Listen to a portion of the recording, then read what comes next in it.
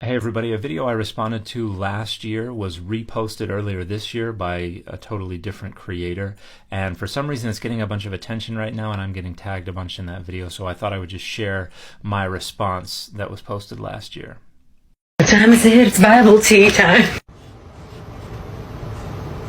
Hey everybody, I know a lot of folks like to approach the biblical text this way because it helps them find increased significance and meaning in the text, and on a personal devotional level, that's fine. But once you start publicly sharing the notion that this is how these texts and this is how these languages functioned anciently when the biblical texts were being composed, you are sharing misinformation. The letter bait, or B, means tent. So bait does not mean tent. Bait just indexes the sound B. Now, the character descends from an archaic pictograph that represented a house, because in Proto-Semitic, the very common word for house was bait. And so when they were creating the alphabet, they chose that word to represent the sound B. The Semitic alphabet is an acrophonic script. That means the character and the name of the letter are based on a word that begins with the sound that the character indexes, in this case, B. So bait just indexes B. The entire word is not invoked or carried through with every occurrence of the letter. With very, very few exceptions, none of the biblical authors intended for those concepts to be invoked by their use of the letters that they used. Now, centuries after the Hebrew Bible was written, there were traditions that began to reimpose those concepts as they understood them in order to renegotiate new and expanded and usually more mystical meaning and significance with the text. But this video is not even using that ancient tradition. It's using a new Christian notion of what these letters descended from. So this really has nothing to do with anything any author of the biblical text intended for their audience to understand. And the letter Resh, or R, means the chief, the head chief. So the letter Resh comes from a pictograph that represents a human head in profile. Comes from the word head. And that word can be used figuratively to refer to a chief or to the head of a group, but that's not where the character comes from. The character just comes from a pictograph that represents a human head in profile. Together, BR is read as bar, and together it means son. So bar means son in Aramaic. The Hebrew word for son is ben. Now, there are some places where bar is used as an Aramaic loanword in Hebrew text, but that's usually pretty late and quite rare. But we know that the author did not want you to read son here, because this is just the isolation of a preposition and the first letter of the word to which that preposition was attached. There's not even a vowel in between the two. It's just a schwa, which just tells you there's no definite article on the word. So all this is isolating these two letters arbitrarily and then saying, hey, we can make this seem to say something that we think is cool. This is not what the authors intended. The letter Aleph is kind of like a vowel, and it means Adonai. So we'll do a heart for God. So two things. First, Aleph is not a vowel. It is a consonant. It's a glottal stop. It usually forms an independent syllable with a vowel of its own. Here, however, it is quiescent. Following this long tsere, it doesn't make any sound at all. It's just there. Next, Aleph has nothing to do with Adonai or God. The character descends from a pictograph that represents an ox.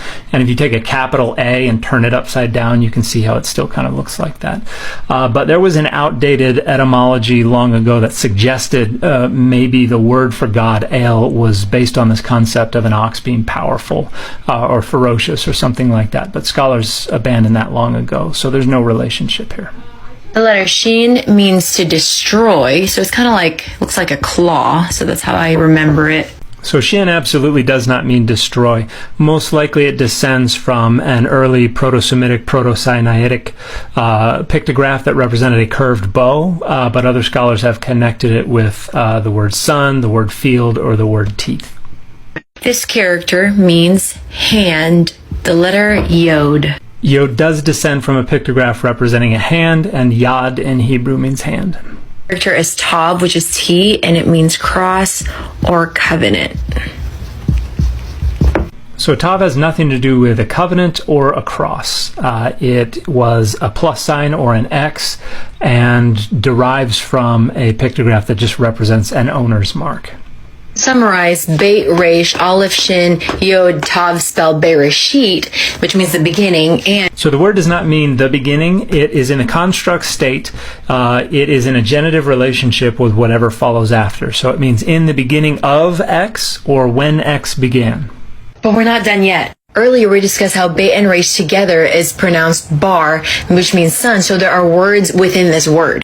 One can impose such a framework on this text, but that is coming from them. It's not coming from the text. Another one is Shin, Yod, and Tav together. It is read say it, but the English word is thorns. And if you want to look it up, the concordance number is H7898. So if you wanted to make Shin Yod Tav mean something, there are three things that it could mean, and this is actually the least likely of the three. The verbal root means to put or to place.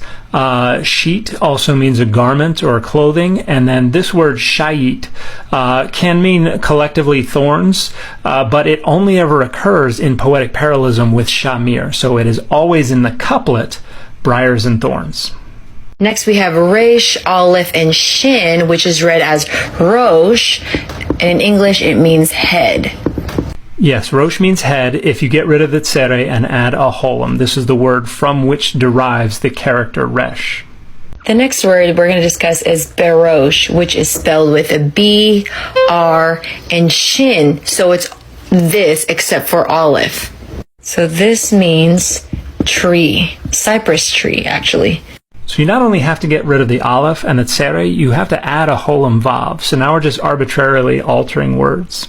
These two together, the Shin and Yod, means gift. If we replace the hirek with a patach, shai does mean gift. Okay, let's try to put this together. The Son of God destroyed by his own hand on the cross with thorns on his head, hung up on a tree as a gift of the covenant. Wait, so Jesus was in the beginning? Yes. In John 1:1, what does it say? In the beginning was the Word. And who was the Word? The Word was God. The Word was with God. So since the very beginning, Jesus had always been there. So that sentence required imposing not just a bunch of function words, but a bunch of your own content words as well. So very clearly, this is just arbitrarily imposing upon a text, meaning that you want to find in it that was never intended by anybody involved with the articulation of the text. And like I said at the very beginning, for one's own personal devotional study, that's fine. But when you start spreading the notion that this is legitimate exegesis and that this is how these texts and this language functioned anciently, you're spreading harmful, misguided misinformation.